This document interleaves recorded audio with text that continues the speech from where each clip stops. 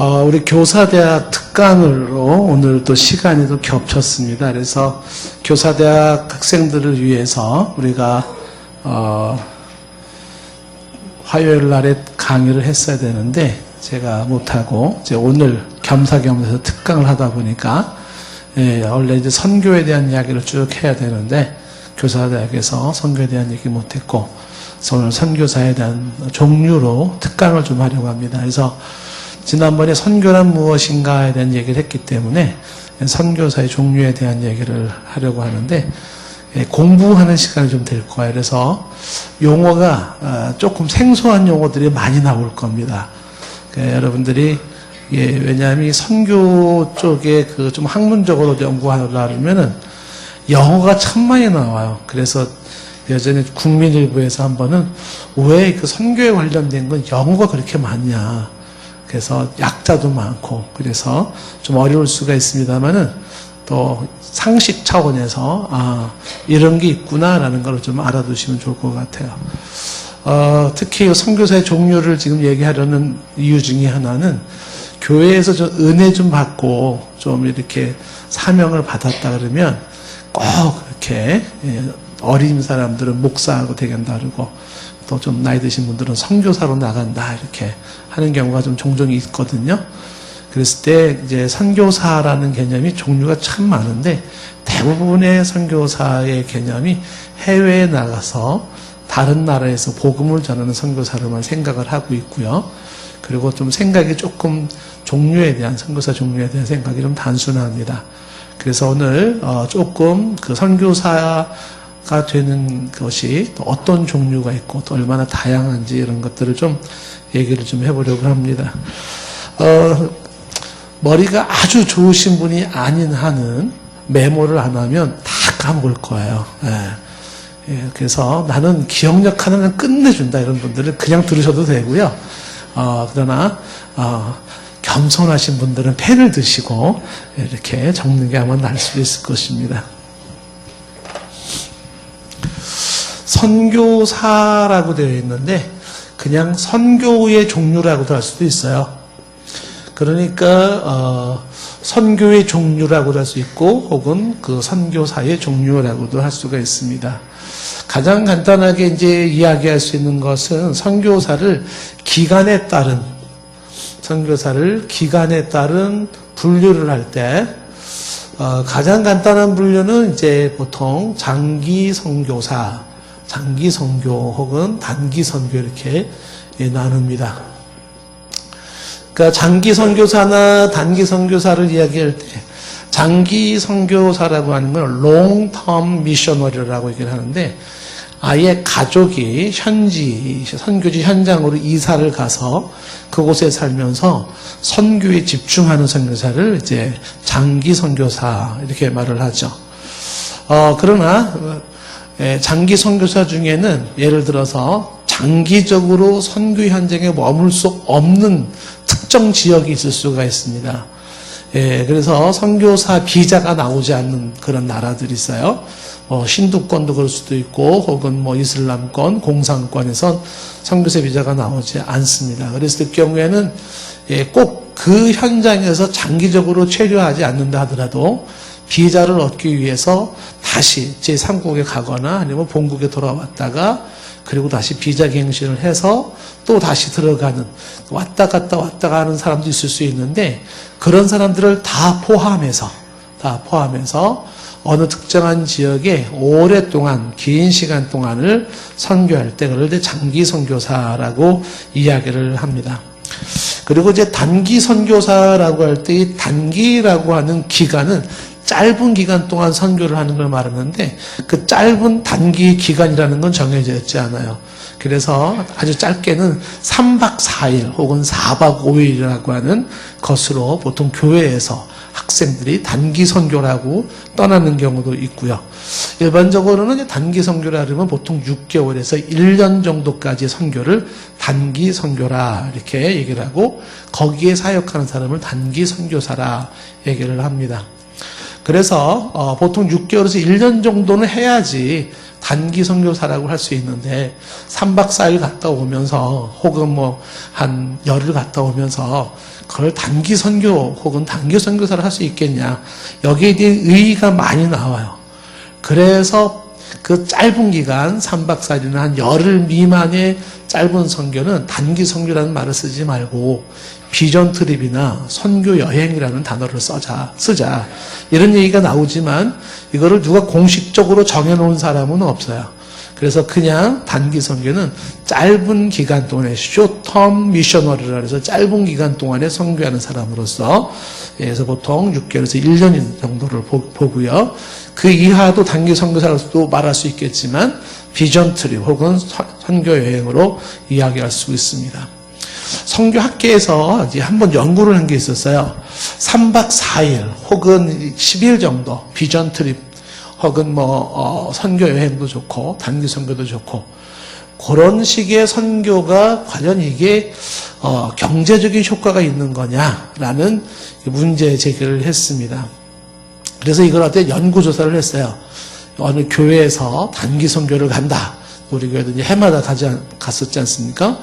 가게 되면 자 이것이 과연 이렇게까지 할 필요가 있는가 했을 때 단기 선교사를 하면은 이제 문제점으로 딱 첫 번째 꼽는 게 뭐냐면 고비용 저효율이라고 하는 거죠. 그러니까 단기 팀이 가면서 쓰는 그 돈을 장기 선교사한테 투혼을 해주면은 훨씬 선교적 효과가 좋겠다. 그러니까 그렇게 돈을 짧은 시간에 왕창 쓰지 말고, 그건 비효율적이다. 고비용 저효율이다. 이렇게 해서 비판을 하기도 하고, 그 다음에 단기 선교를 반대하는 입장 중에 하나는 그건 기존의 롱텀 미셔너리, 장기 선교사들에게 방해가 된다. 이렇게 보는 거죠.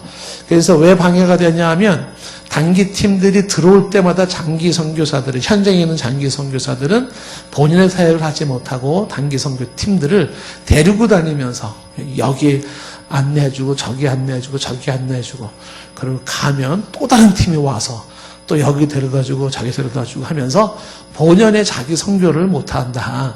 그러니 단기 선교는 3박 4일 10일짜리 이런 거는 안 하는 게 좋겠다. 이렇게 이제 반대 의견을 했는데 리서치 조사를 쭉 해본 결과 결론은 단기 선교라는 그 3박 4일 내지는 열흘짜리의 선교가 오히려 권장사항이고 더 좋다는 연구 결과가 나왔어요. 그게 왜 그러냐?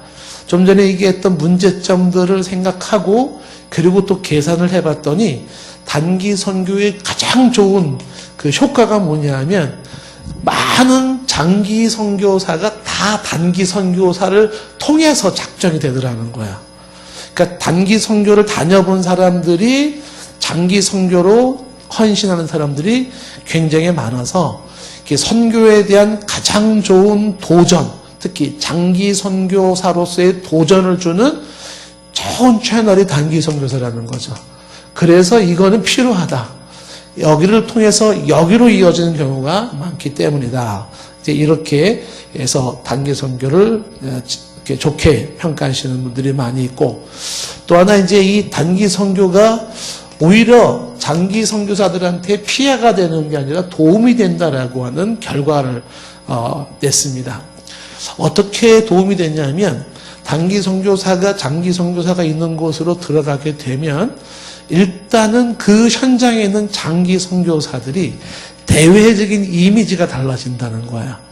그러니까 한 외로운 곳에 선교사님이 장기 선교사로 있었을 때에 그 사람에 대해서 외부 사람들이 별 볼 일이 없이 생각할 수 있는데 그래도 막 국내에서 본국에서 사람들이 막 몇십 명씩 와서 팀을 이뤄가지고 뭔가 활동을 할 때 이 장기 선교사가 거기에서 주변 사람들로부터 보는 이런 평가가 달라지고 그러면서 장기 선교사가 사기가 진작이 되는 효과가 있더라는 거예요. 효과가 있더라. 그런 차원에서는 오히려 장기 선교사에게 방해가 되는 것이 아니라 도움이 될 수 있다는 거예요. 그래서 단기 선교사 요 팀이 짧은 기간이 필요하다라는 것이고, 단기 선교가 좋은 것 중에 하나는 뭐냐 하면 보통 선교사가 어느 지역을 나갈 때 제일 하는 절차 중에 하나가 뭐냐면 현장 땅 밟기라는 걸 해요. 땅 밟기. 그래서 여호수아 관리를 중심으로 12정탐꾼들이 가나안 땅에 들어가는 것처럼 그렇게 해서 땅 밟기를 해서 단기 선교 차원으로 짧은 기간 동안에 어느 지역에 들어가서 쫙 리서치를 해보는 거죠. 분위기가 어떤지, 상황이 어떤지. 그래서 소위 정탐 선교의 효과가 있다. 정탐. 그런 의미에서는 단기 선교는 필요하다. 이렇게 보는 겁니다. 그래서 기간을 통해서 장기냐 단기냐라고 하는 그런 선교사를 분류를 할 수가 있고요. 그 다음에 이제 선교 방식에 따른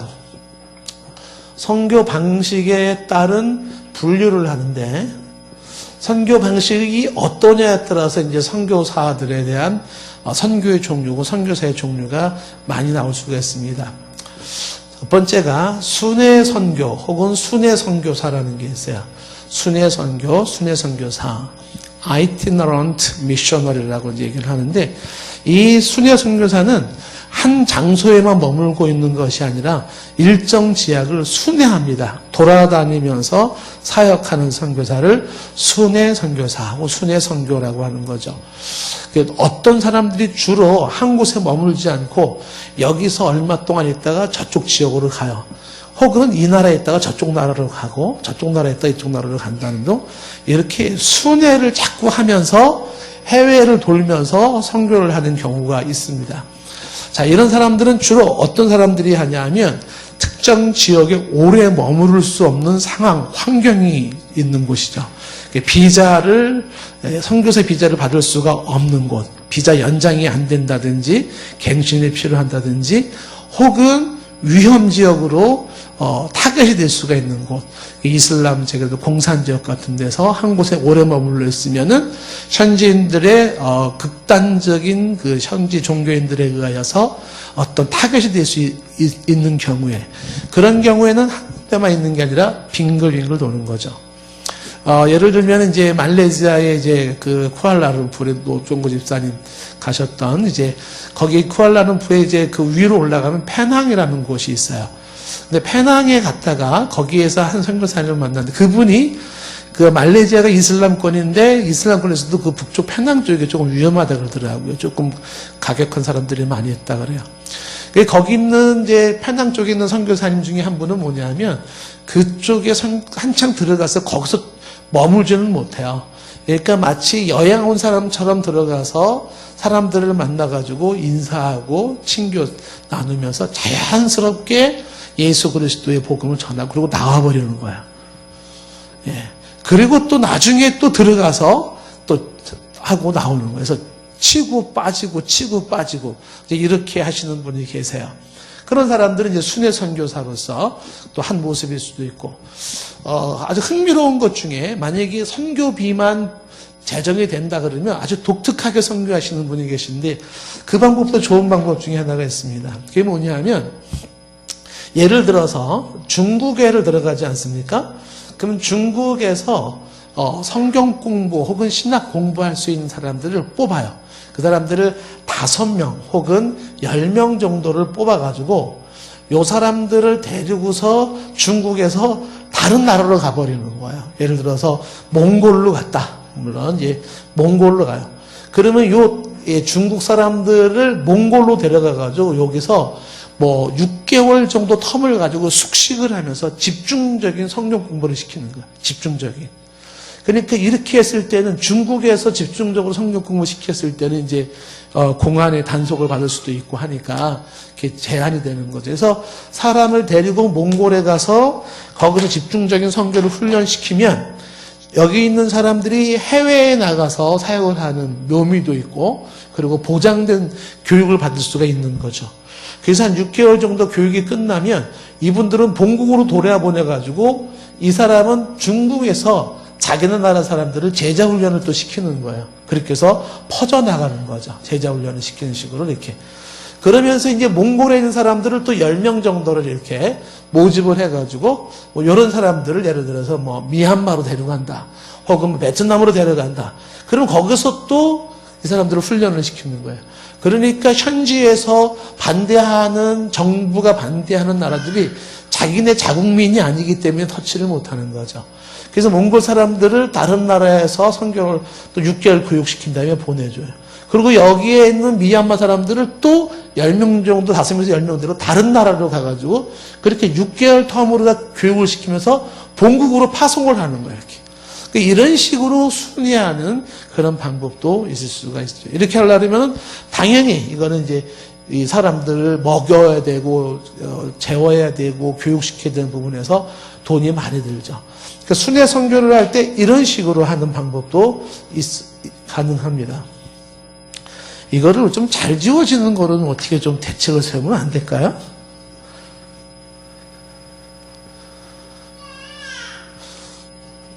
지금 애기들이 다 지금 동의합니다 그러잖아요, 지금.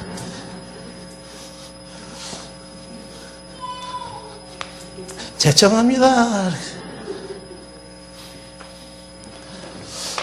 자, 그렇게 순회를 선교를 하는 방법이 있고요. 또 지금 이제 우리 아프리카의 그 아바 신학교는 참 제가 이제 좀 그 칭찬을 좀 많이 하는데 거기에 순회 선교는 어떤 식으로 하냐면 아프리카 지역은 이제 도심권 외에 도시 외에 저 시골 지역에는 사람들이 아주 가난해요. 그래서 그 시골인 사람들 중에는 복음을 사모하고 신학을 공부하고 싶고 하는데 도회지로 나와서 돈 들여서 공부할 만한 학력도 안 되고 돈도 안 되는 사람들이 부지기수로 많은 거예요. 그러면서도 신학도 공부하지 않으면서 어디서 들은 풍을 가지고 사람이 교회를 해요. 해서 성도들을 모아놓고 하는데 이 교회 하고 있는 지역에 있는 사람들은 뭐 정말 성령이 뭔지도 잘 모르고 그리고서 그들이 가지고 있는 토속 종교의 개념에다가 들은 풍월의 기독교를 짬뽕해가지고 이상한 기독교로 사람들을 목회를 하는 거예요. 그러다 보니까 이거는 선교에서 가장 걱정하는 게 혼합주의인데 그 혼합주의 신학을 가지고 있는 거예요. 그래서 아바 신학교에서는 어떻게 하냐면 지금 이제 그 남아공을 중심으로 해서 뭐 짐바브웨라든지 뭐 이렇게 나라들을 중심으로 해가지고 선교사님들이 팀을 만들어요. 교수님들이죠. 현지인 박사과정 하는 사람들이라든지 이런 분들이 해서 나라별로다가 돌아가면서 신학교를 하는 거야. 순회 신학교를 해, 순회 신학교를. 그래서 현지의 저 시골에 들어가가지고 저 깊숙한 곳에 들어가서 거기에 하나 공간을 얻어가지고 현지에서 신학을 공부하고 싶은 사람들, 특히 목회자라고 하는데 신학을 공부한 적이 없는 사람들, 나 홀로 목사님도 있다 그랬죠. 자기가 자기 머리에 안수하고 목사 된 사람도 있어요. 이런 사람들은 성경을 몰라요. 그래서 설교가 1년 내내 똑같아요. 그리고 성령의 신비한 역사를 일으킨다고 에프킬라 같은 거 치 뿌리면서 성령의 역사라 그러지 않나? 뭐 희한한 일이 많잖아요. 풀을 뜯어먹게 하지 않나? 막 이런 거. 이런 안타까움 속에서 이 순회 선교사님들이 A 지역에 들어가가지고 거기 목사님들을 모아가지고 1주일이고 2주일이고 여기서 교육을 시키는 거죠. 그리고서 또 다른 지역에 가서 또 교육을 시켜요. 그리고 이 사람들은 이제 계절학기처럼 다음 텀에 또 와서도 하는 거예요. 이렇게 해서 몇 년에 공부를 하게 되면 이제 수료증을 주죠. 그러면서 선교사님들이 교수님 팀으로 만들어가지고서 이번에는 여기서 이렇게 돌아가면서 신학교를 하는 거예요. 순회 신학교. 그래서 이 사람들이 한 곳으로 다 오지 못하니까 선교사들이 가서 선교를 하는 거죠. 이거 순회 선교의 이제 한 모습이죠. 지난 우리 아프리카에 갔을 때 여기에 4개국에 있는 아프리카 4개국에 있는 사람들이 교육받은 사람들이 다 남아공에 모여가지고 한 300여 명의 목사님들이 그래서 이제 전체 처음으로 국제 컨퍼런스를 이제 했던 것입니다. 그래서 선교를 한다라고 하는 것은 이런 식으로 돌아다니면서 선교하는 것을 순회 선교. 그러니까 지역적으로 사람들이 움직이기 힘든 곳에 찾아가는 선교사가 이 일을 하는 것이고요. 그렇게 찾아가면서 하고 그 다음에 한 지역의 선교사가 오래 머물 수 없는 정치적 특성이라든지 혹은 어떤 환경적 요인에 의해서 선교사님들이 종교적 이유라든지 해서 돌면서 선교하는 방법. 이게 이제 순회 선교사 이렇게 합니다. 어떤 분은 이제 의술을 배운 사람들은 한의를 공부하신 분은 가방 하나 들고서 순회 선교를 하는 거죠. 돌면서 다 치료해주면서 예수님 전하고 또 이쪽 나라 가서 치료해주고 이렇게 하시는 분도 봤는데, 그런 분들을 이렇게 순회하는 선교사, 선교 방식에 따른 모습이죠. 그 다음에 이제 아주 많이 나오는 선교 방식에 따른 선교사가 누구냐면 자비랑 선교사라는 게 있어요. 자비랑 선교사. 자비랑 선교라고도 할 수 있고 자비랑 선교사. 자비랑 선교를 하는 사람을 자비랑 선교사라는 건데, 영어로 tent maker missionary라고 얘기를 하죠. 그래서 사도 바울이 본인이 지역 돌면서 거기서 자기의 직업, 텐트 만드는 직업으로 거기에서 수익을 내고 그거 가지고서 선교했다. 자비랑 선교사는 특징이 뭐냐면 선교의 지원과 후원을 외부에서 받는 게 아니라 본인이 스스로 자신의 하나의 직업을 가지고 현장에서 일을 하고 돈을 벌면서 그러면서 선교하는 선교사를 자비랑, 스스로 자기 비용을 내서 하는 선교사다. 그래서 자비랑 선교사라고 하고, 과거에는 이 선교사 이름을 전문인 선교 이렇게 얘기를 하기도 하고, 혹은 평신도 선교 이렇게 얘기를 했어요. 그러니까 전문인 선교나 평신도 선교를 얘기하는 것은 보통 평신도들이 직업을 가지고 해외에 나가서 그 직장 생활을 하면서 혹은 사업을 하면서 그곳으로 선교를 하고 있기 때문에 자비랑 선교다 이렇게 얘기를 하는 거죠. 스스로의 선교비를 조달하면서 하는 선교를 이야기를 합니다. 사도 바울 같은 경우에를 기점으로 텐트메이커 자비랑 선교사라고 했지만, 사도 바울은 자비량으로 텐트를 만든 일을 했고 브리스길라 아굴라 같이 업을 같이 해서 그런 일도 했지만, 그러나 이 사도 바울은 빌립보 교회로부터 계속 선교 후원을 받았죠. 그러니까 선교 후원도 받고 자기가 일도 하고 하면서 선교를 하는 겁니다. 포인트는 뭐냐면 선교에 필요한 자금을 스스로 조달할 건가 아니면 외부에서 공급받으면서 선교 지원을 받으면서 할 건가라고 하는 부분에서 자비랑 선교사는 스스로가 자신의 선교비를 조달한다라고 하는 겁니다. 그래서 이 자비랑 선교를 다른 각도에서 얘기하는 것이 무릎 선교라는 얘기를 하고, 혹은 믿음 선교라는 말을 해요.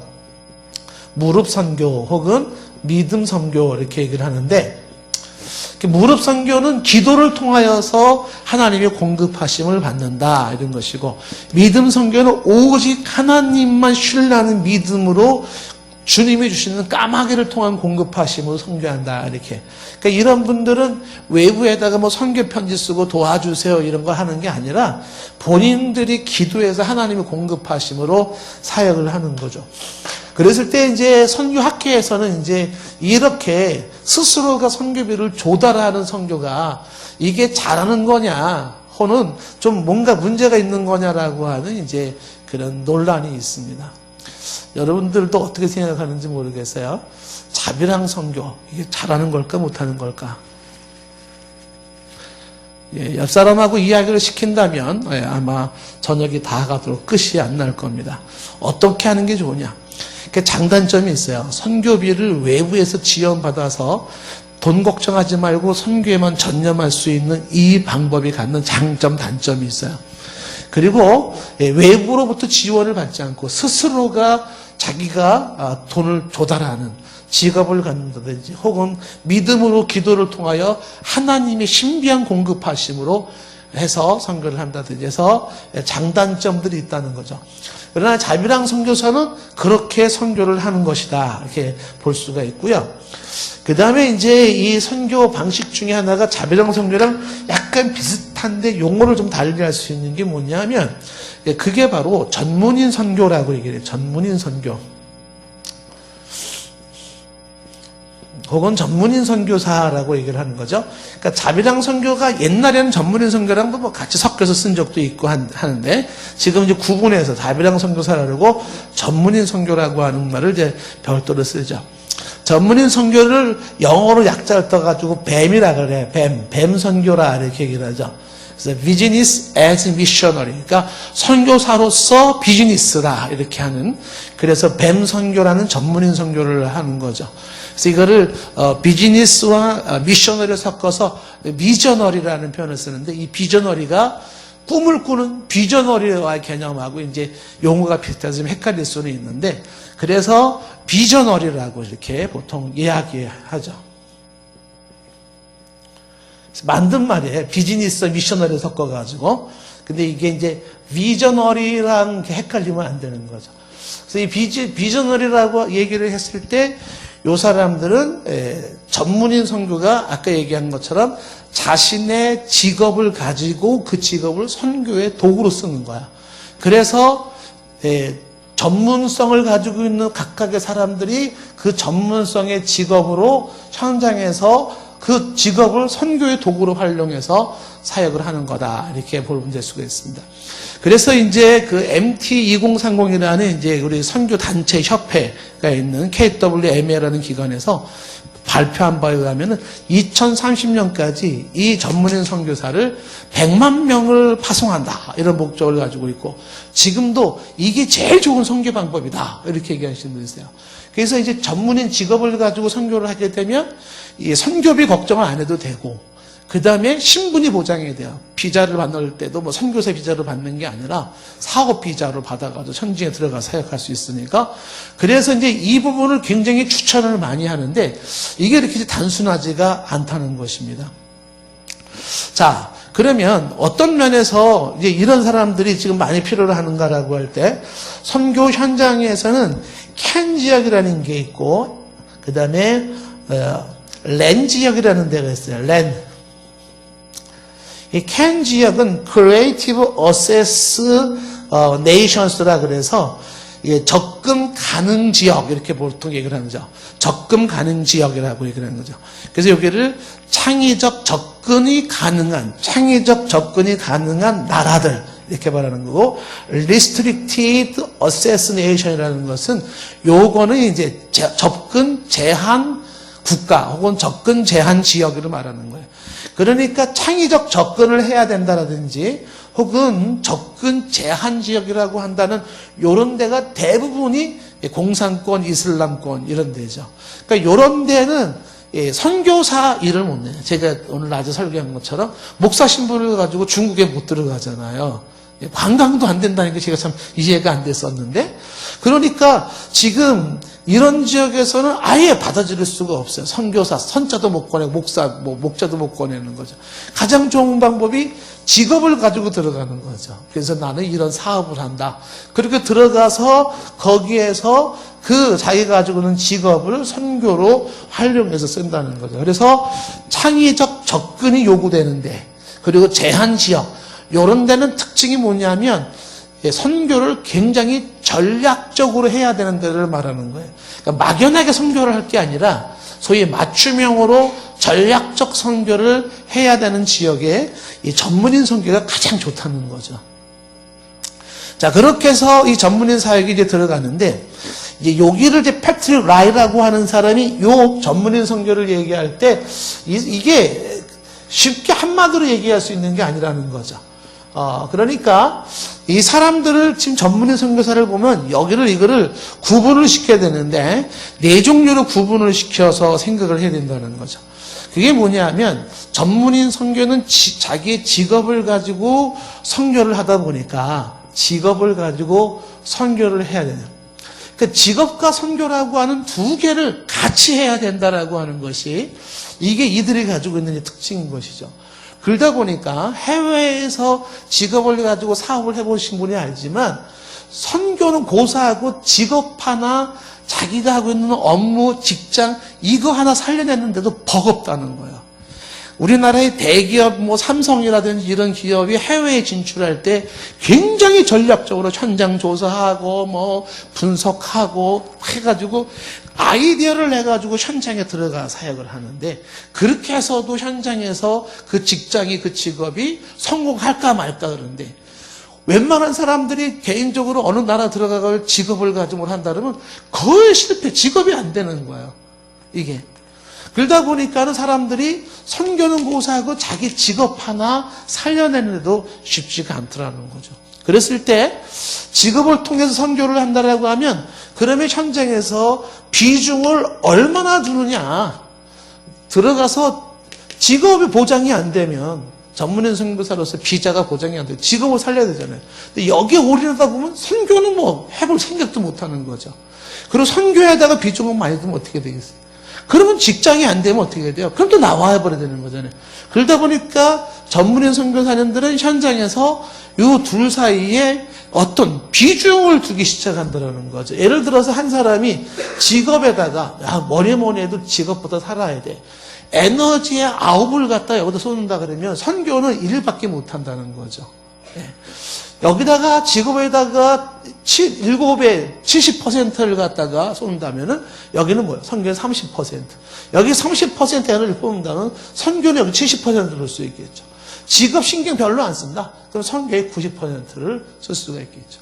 그러니까 여기에서 어디에다가 더 비중을 두느냐에 따라서 T1, T2, T3, T4라고 구분해야 된다라고 하는 것이. 그렇게 해서 지금 얘기를 나눠서 얘기를 해야 된다는 거예요.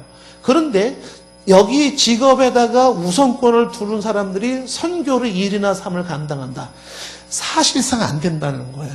그래서 나온 게 뭐냐면 전문인 선교는 이론은 아주 좋지만 실제적으로는 두 마리 토끼를 잡는 꼴이 되다 보니까 이것도 안 되고 저것도 안 되는 경우가 많더라. 이렇게 이야기를 하고 있는 겁니다. 그래서 어디다가 비중을 더 둘 거냐. 선교 쪽에 비중을 많이 둔다 그러면 직장은 거의 안 되는 것이고요.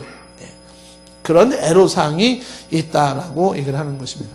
자, 그럼에도 이 전문인 선교를 선호하고 자꾸 추천하는 것은 아까 얘기한 것처럼 창의적 접근 지역, 제한 접근 지역에는 이 방법이 가장 좋다는 이유 때문에 그렇습니다. 그리고 자비랑 선교가 자기의 일상의 수입이 보장되고 신분이 보장되기 때문에 위험 지역에서는 이게 가장 좋다라는 것이죠.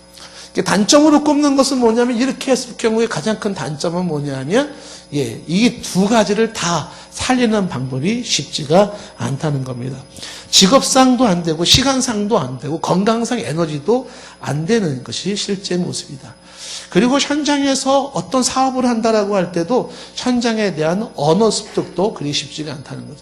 보통 선교사의 가장 중요한 게 현장의 언어를 배우는 건데 그 언어를 습득하기에도 거기에만 올인해야 돼요. 그 집중적으로 2년이고 3년이고 올인을 해야 되는데 거기서 직업을 뭘 한다? 내가 무슨 사업을 한다? 거의 안 된다는 거죠. 이 언어부터 해서 선교를 해야 되는데 그 언어 습득 자체가 많은 시간이 필요하다라고 하는 것입니다. 자, 그러다 보니까는 사역의 효과가 많이 떨어진다라는 것이고, 더군다나 이제 이 부분으로 들어가는 사람들 대부분이 평신도들이에요.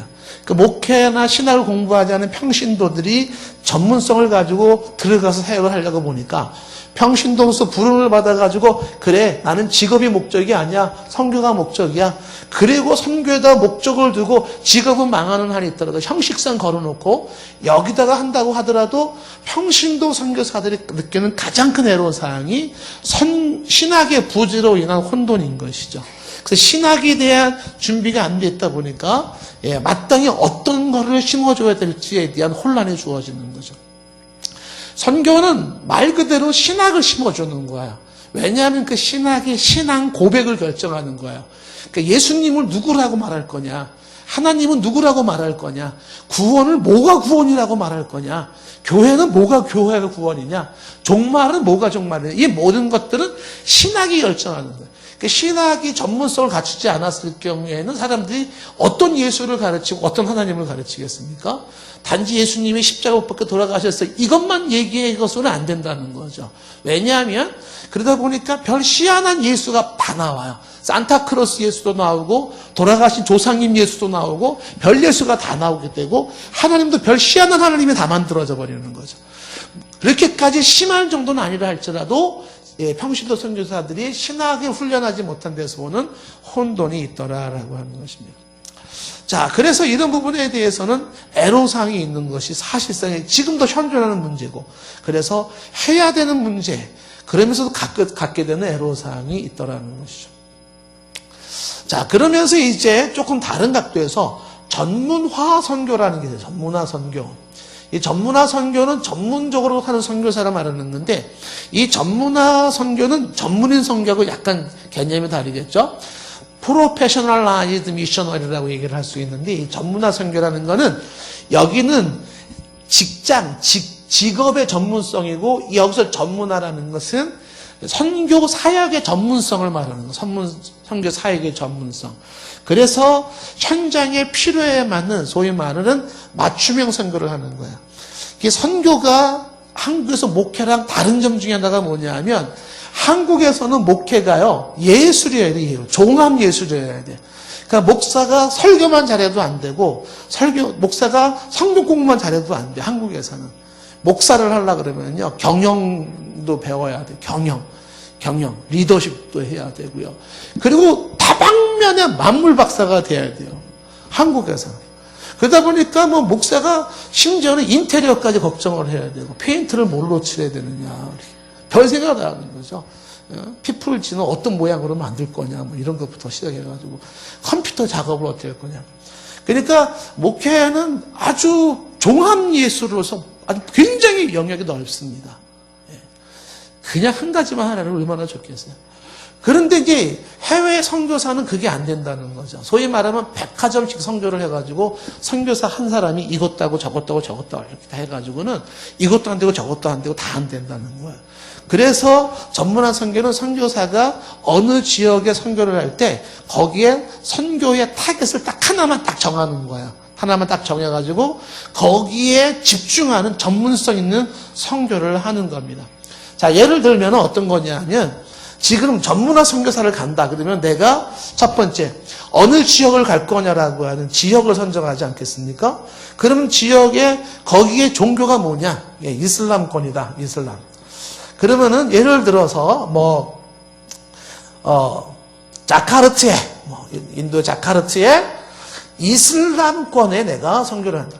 그러면 그 이슬람권에서도 거기에서 내가 대상을 누구로 잡을 거냐라고 했을 때 교육 수준을, 그래서 대학을 졸업한 하이 클래스 같은 높은 계층으로 하류층 사람이 아닌 상류층 사람들을 대상으로 하고, 거기에 10대들을 대상으로 해서 외곽이 아닌 도시에 있는 사람으로 갖다가 이렇게 조항을 쫙 만들어놔서 여기다가 포커스를 딱 맞춰버리는 거예요.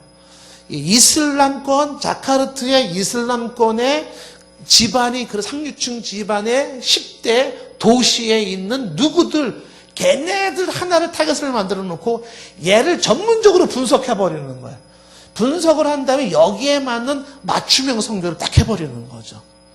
이렇게 되면 효과가 그 다음에 있다는 거죠. 그런데 이런 식으로 하지 않고 막연하게 가가지고서 제가 이 나라 선교하러 왔어요. 그러면은 마치 뭐와 같은 거 아니면 태평양 바다 나가서 제가 이 태평양 물고기 다 잡으러 왔어요, 이런 거예요. 어리석은 어부죠. 어부는 나갈 때 몇 월 달에 어느 지역에 나가서 밤 몇 시에 오징어를 어떻게 잡겠다는 걸 딱 잡고 오징어만 딱 잡고 와야 되는데, 근데 그런 게 없이 그냥 아무 때나 나가가지고서 내가 태평양에 있는 고기 다 잡겠다, 이런 식으로 선교해가지고는 안 된다는 것이죠. 그래서 타겟을 딱 정해서 전문성 있게 연구하고 해서 하는 이 선교를 전문화 선교라고 할 수 있는 거죠. 그러면 이 전문화 선교하고 전문인 선교의 차이가 뭐냐면, 이 전문인 선교는 직업의 전문화. 여기 전문화 선교라고 하는 것은 이거는 뭐예요? 사역의 전문화예요. 그리고 여기는 전문인 선교는 여기서 말한 것처럼 선교가 파트타임이 돼버려요. 근데 여기는 파트타임이 아니라 풀타임이 돼버리는 거죠. 완전히 선교에 들어가는 것이고, 이 전문인 선교는 사역자 중심이고 여기는 선교지 중심이 되는 거죠. 직업과 선교라고 하는 두 마리 토끼라면 여기는 선교 하나만 가지고 있고, 주로 여기가 평신도 선교사라면 여기는 주로 목회자 선교사가 되는 거죠. 그런 차이점이 있다는 것입니다.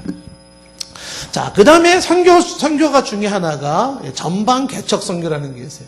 전방 개척 선교. 전방 개척 선교는 여기서 사역하는 사람을 전방 개척 선교사라고 이야기를 하는 것이죠. 닥터 랄프 윈터 교수가 12개 지역으로 분할을 해가지고서 이제 사역을 하는데, 미션 프론티어 혹은 프론티어 미션이라고 하는데, 선교에서 전방이 있다는 거예요. 그 전방을 개척하는 하라는 거예요. 선교의 전방이 어딜까요? 선교의 전방, 최전방. 우리나라의 전방은 저 강원도 철원, 민통선 있는데 뭐 이렇게 말할 수 있지 않겠습니까? 그러니까 선교의 전방이라고 하는 것은 말 그대로 가장 위험한 지역이에요. 가장 위험한 지역.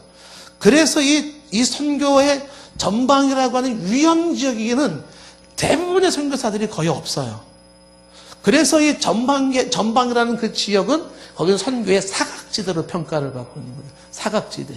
그래서 이 전방에는 거의 사람들이 어떻게 돼요? 선교사가 안 가고, 선교사람들이 주로 가는 데는 신분이 보장이 되고 자녀 교육이 조금 용이한다든지 혹은 생활이 보장될 수 있고 영어권이라든지 이런 쪽에 약간의 쏠림 현상이 있다 보니까 선교사님들을 재배치 문제가 자꾸 나오는 거예요. 특정 지역에 너무 많이 몰려있다. 퍼져라. 그런데 퍼져야 될 때 어디를 퍼져야 되냐면 이런 데. 그런 데를 퍼져라 안 되게 안 된다는 거죠. 그런데 여기를 개척해야 되는 이유가 뭐냐면 예수님이 이제 모든 민족에게 복음이 전파된 후에 재림하신다고 그랬거든요. 그러니까 이 전방 개척에 해당되는 그 지역이 복음화되지 않으면 주님은 재림할 수가 없는 거예요.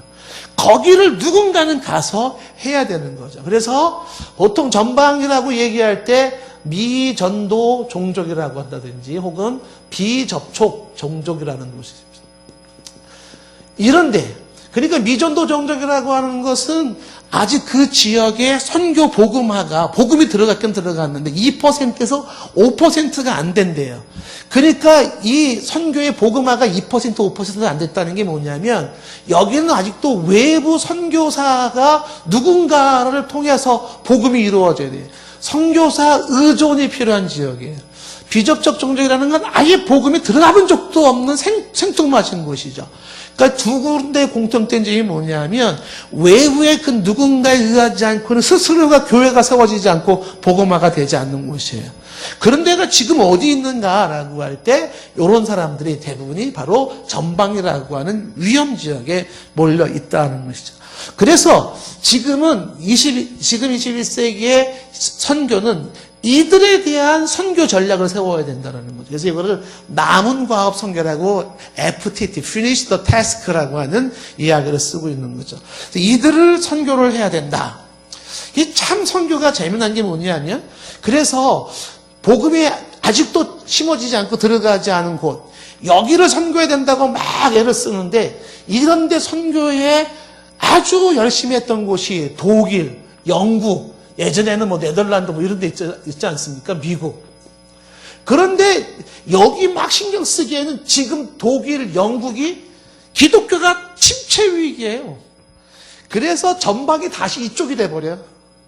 여기 지금 기독교 완전 죽는다, 여기 지금 막 이렇게 돼버리는 거죠. 그래서 재상황화를 해야 된다고 얘기를 할 만큼 이제 이게 선교에서 선교의 영역을 지역으로 논할 수 있지가 않다. 전방의 개념을 지역으로 논하지 말아라. 이거 문화적으로 논할 거냐, 지리적으로 논할 거냐, 언어적으로 논할 거냐를 논하는 게 아니라 복음화가 안 된 부분들은 이제는 여기저기 할 것 없이 다 전방이 돼버리는 거죠. 그래서 어쨌든 이런 복음화가 안 된 곳은 전방으로 거기는 개척을 해야 돼, 개척을. 그것이 지금의 선교의 가장 중요한 미션이라고 생각을 하고 있는 것입니다. 남이 가지 아니한 곳, 가장 힘든 곳 여기를 개척해라. 이거는요, 이게 말 그대로 쉽게 들어가서 할 수 있는 문제가 아니라 상당한 전략이 필요하고 그리고 다양한 방법이 있는데 좀 이따 얘기했지만 선교라는 방식이 예전같이 사람이 들어가가지고 그 현장에 들어가가지고 거기서 선교하는 방식은 그 옛날 방식이에요. 예를 들면은 사우디아라비아에 가서 선교하시는 분들은요, 거기서 선교 선자도 못 꺼내요. 거기서 생존하는 것 자체만도 기적입니다. 그럼 거기 어떻게 선교하겠습니까? 가장 좋은 방법은요, 이슬람권 사람들이 한국에 들어왔을 때 그 사람들을 한국에서 제자 훈련시켜서 파송을 해버리는 거예요.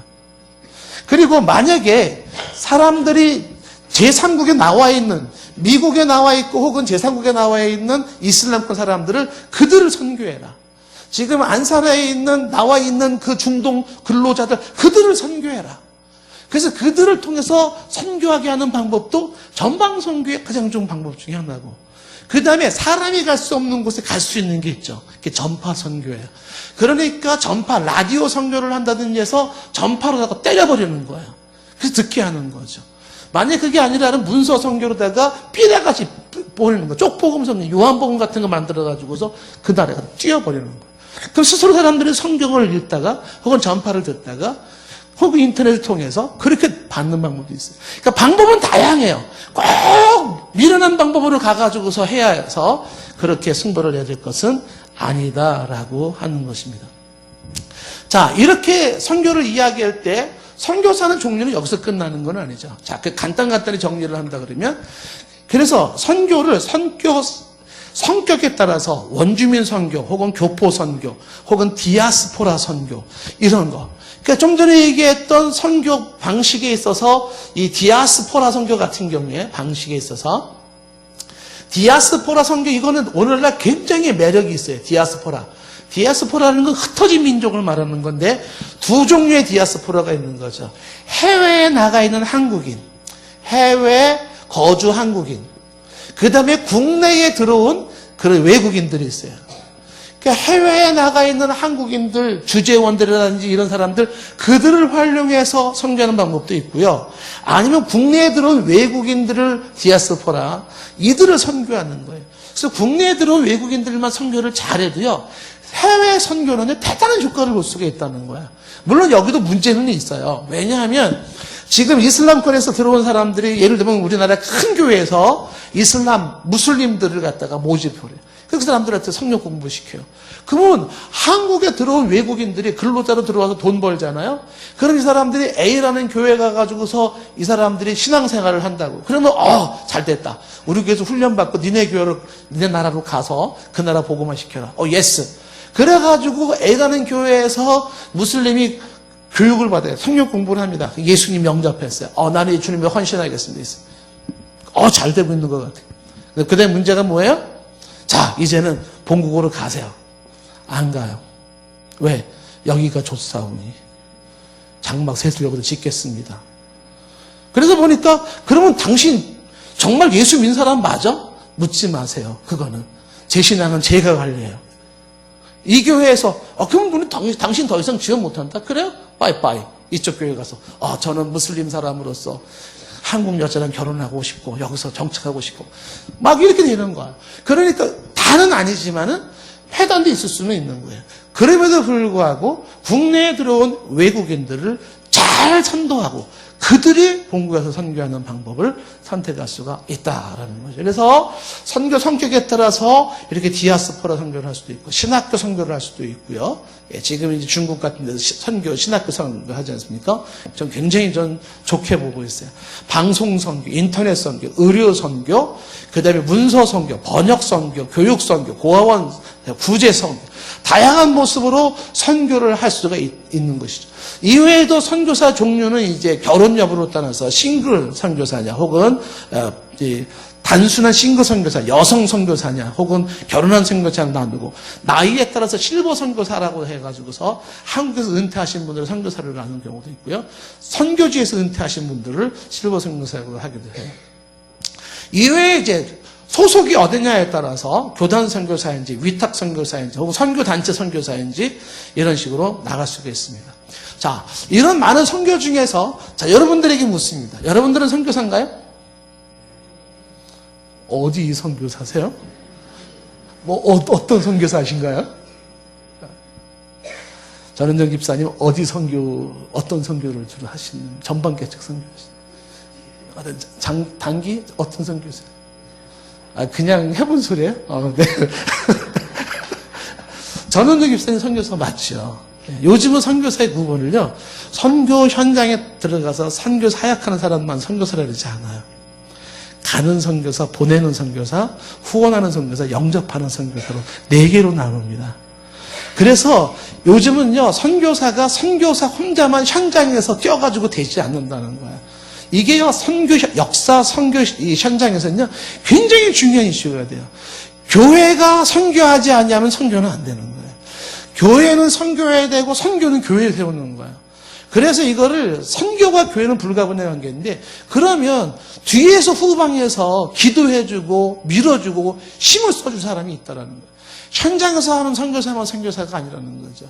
뒤에서 파송하고 협력하고 후원하고 선교사님들 오면은 동산 선교관에 쉬게도 하고 먹을 것도 주고 이렇게 하는 모두가 다 선교사라고 하는 거예요. 그러니까 전은정 집사님은 선교사인 거죠. 예. 왜? 선교사를 위해서 기도하고 있잖아요. 그리고 선교라는 개념이 꼭 해외 개념만이 아니거든요. 국내에서도 수많은 영혼들, 어린아이들을 그 영혼 잘 훈련시켜 보세요. 얘네들이 나중에요, 전 세계에 어떤 영향을 미칠지 모르는 거예요. 아주 훌륭한 선교 사역을 하는 것이죠. 그래서 선교사는 하나로 논할 수 없는 많은 선교사를 방향에 따라서 다르게 얘기할 수 있는데, 결국은 이 모든 선교는 하나의 선교라고 하는 것이죠. 제가 여러분 시간이 없어서 지금 많이 얘기를 못 하는데요, 이 선교 역사를 공부하다 보면 아주 재미나요. 성경에 선교라는 단어가 한 번도 안 나오잖아요. 선교라는 단어가 없어요. 영어 성경에 미션이라는 단어가 안 나와요. NIV 성경을 보면 안 나와요. 근데 이 미션이라고 하는 이 선교가 지금 한때 역사 그 선교 대회에서 심각하게 고민했습니다. 미션이 맞냐, 미션스가 맞냐, S를 붙여야 되냐 말아야 되냐. 그리고 최근에는 미션이 아니라 미셔너리다 이렇게 얘기를 하는 거예요. 그 똑같은 단어인데 이게 한국말로 말하면 선교인데 이거는 선교들이에요. 한국말로 하면 선교들. 이거는 선교적 이렇게.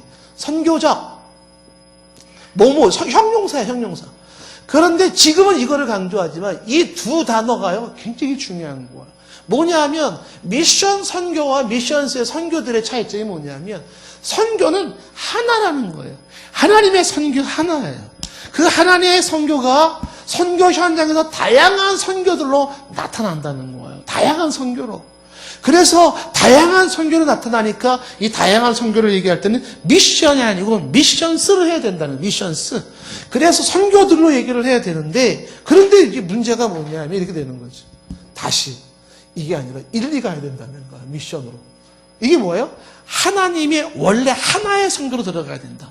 그래서 선교는 하나님이 하시는 것이고, 그리고 하나님이 직접 현장에서 일하는 것이기 때문에 하나의 선교의 이 원리로 모두가 모아져야 한다는 것이, 다양한 선교가 아니라 결국은 하나의 선교로 이를 가야 된다는 거죠. 중요한 것은 어디에서 어떤 식으로 하느냐의 문제가 아니라 결국 이 모든 게 같이 이 땅에 하나님의 나라를 이루어 나가는 하나님의 선교의 하나의 선교를 하고 있는 거죠. 그것을 여러분들이 기도로서 할 수도 있고, 지금 있는 유치부 아이들한테, 꼬맹이들한테 그 아이들에게 제대로 된 그런 제자 훈련을 시켜서 그 아이들로 하여금 현장에서 이 아이들이 유학을 간다든지 다른 나라에서 간다든지 어디 있든지 간에 복음 사역을 할 수 있게 사람들을 키우는 것이죠.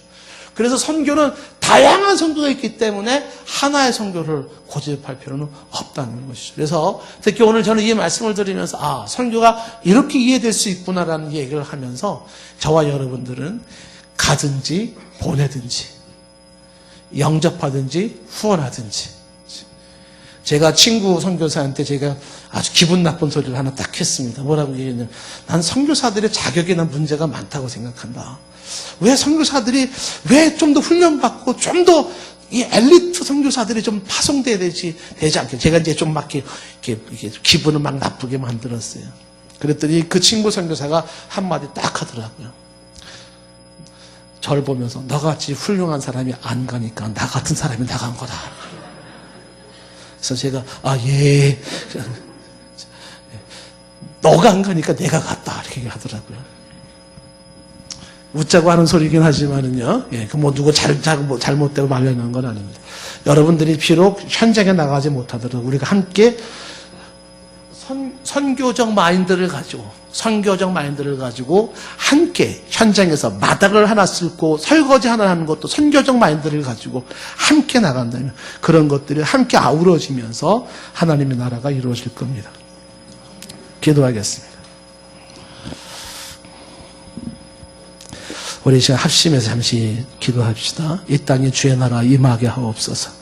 5대양 6대 주의 여호와를 경배하는 자들, 예배하는 자들이 있게 하시고, 처처에서 십자가의 복음으로 믿는 자가 늘어나고 주의 제자가 늘어날 수 있도록 공산권 이슬람권에서 주의 나라 임하도록 기도하시고, 그리고 이름도 없이 빛도 없이 애쓰고 수고하는 수많은 선교사님들이 계십니다.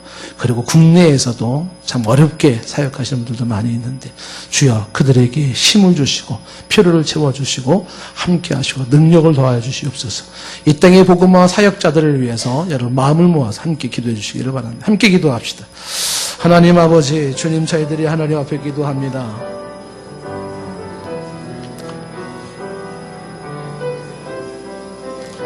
죽어있는 자들에게 주의 나라 임하게 하시고 주의 복음 전하게 하여 주시옵소서. 아버지 하나님 도우시고 인도하여 주시고 역사해 주시옵소서. 하나님 아버지, 주의 하나님 아버지 도우시고 인도하여 주시옵소서. 하나님 아버지, 오 주의 하나님, 주님이 주신 지혜와 능력으로 함께하여 주시고 필요를 채우시고 하나님 능력으로 함께하셔서 하는 귀한 사명 감당하게 도와주시옵소서. 하나님 아버지, 오 하나님 아버지, 주의 나라 임하는 것을 보기를 원하고 허다한 심령들이 죽게 돌아오는 것을 보기를 원합니다. 주여 죽었던 자들이 살아나게 도와주시옵고 하나님의 영광이 임하게 하시며 처처에서 여호와를 예배하게 하여 주시옵고 사탄의 권세와 흑암의 세력들이 떠나가게 도와주시며 새 생명의 역사가 처처에서 일어날 수 있게 도와주시옵소서. 부름받아 나선 애썬 자들 하나님 기억하여 주시옵고 그 모든 자들에게 하나님의 능력으로 함께하사 아버지 영광을 볼 수 있게 허락하여 주시옵소서. 하나님 아버지 힘과 지혜와 능력을 더하시고 주의 나라 이루어 하나님의 영광을 보며 기뻐하게 하옵소서. 마음을 모으게 하시고 하나님 나라 이룰 수 있도록 역사하여 주시옵소서. 하나님 도와주시옵소서.